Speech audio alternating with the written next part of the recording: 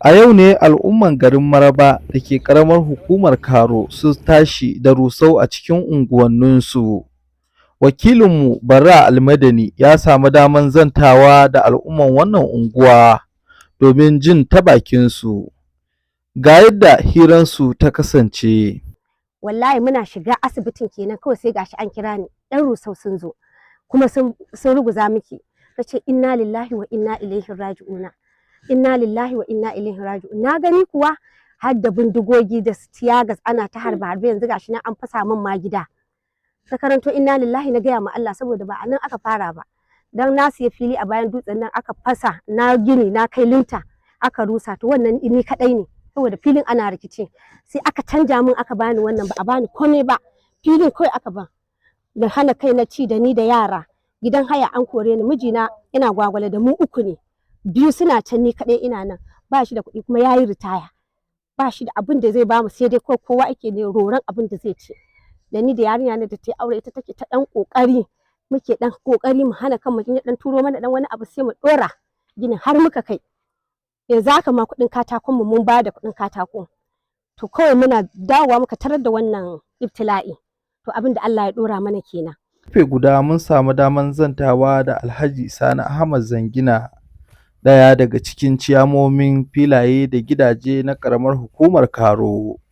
Sai dai ya nuna rashin jin daɗinsa ya yi Allah wadai da faruwan al'amarin. Rushe-rushe ne na zalunci saboda al'amari dai duk wanda zai ce maka wannan rushe-rushen an bi ƙa'idoji wajen yinsa to zan ce maka ya faɗi son zuciyarsa ne.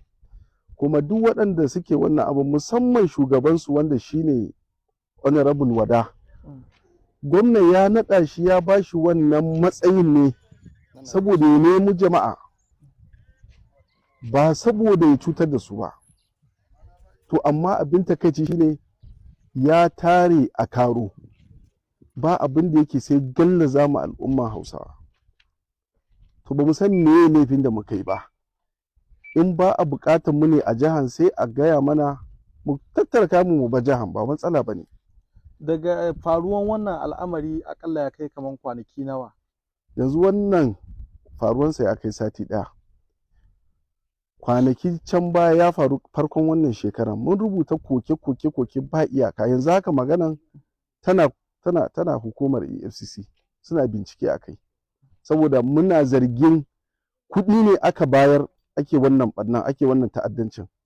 Mutane sun gama gida sun shiga gidajensu da iyalansu da 'ya'yansu ƙananan yara wanda wasu ma ba su wuce sati da haihuwa ba an zo an rusa musu gida ba tare da wani dalili ba domin duk abin da suke tokabo da shi shine cewa su hukuma ne na kula da gine-gine da raye birane to amma shi ne duk wanda zaka samu ka ce mashi wane an rusa maka gida wani dalili aka kawo maka an kawo maka wata takarda da cewa aka ce maka nan da sati ɗaya ka shirya ka kwashe kayanka za a zo a rusa wannan wurin saboda dalili kaza babu kawai suna da yaƙini na cewa al'umman mu ce Hausawa ko an cutar da su ba abin da za su iya yi ba wanda yake shirye ya bi masu haƙinsu wannan dalili ne yasa ake mana wannan ta'addanci domin duk a Nasarawa State baka da inda ake irin wannan ta'addanci in ba a Karo ba. To a matsayinku na shugabanni ko akwai wani mataki da za ku ɗauka akan hakan? Dole ne akwai mataki za mu tafi kotu.